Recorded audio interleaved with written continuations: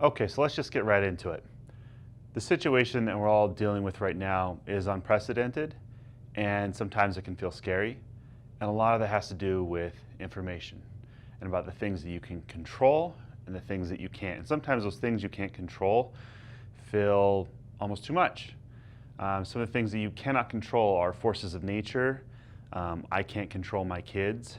I really can't. They're running around. They're in my house all day. I can't control who my in-laws are. And I'm kidding. I love you, Pat. You're great. But seriously, there's a lot of stuff that we can't control, and there are things our businesses cannot control. But we have a lot more that we can control. So how do we do that? So one of the most important things that you can do for your business is how you control your information. It's what your sales are, what your inventory levels are, what the demand is, what the market is. The more that you have control of your information, the better you can make informed choices. So what can you do for your business right now? First off, I'm definitely going to recommend that you use a inventory software. Let's be honest, this is Fishbowl. I'm going to promote Fishbowl because I know the people that make it. I know how hard they work on it. I know how well it works. I've seen the businesses that use it.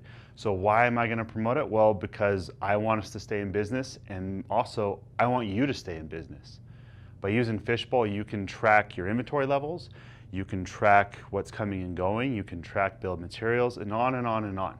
But the point is, you get to control your information, not just try to guess, not try to look at the market and think, well, what am I going to do? You can make informed decisions with your information, and you can control it.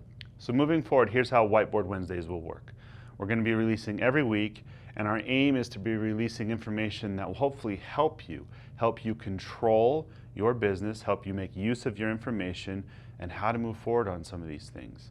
We know that it's kind of scary, and there's things that we are not able to do anything about, and that powerlessness does not help things. So instead, let's take power and control in the things that we do have influence over.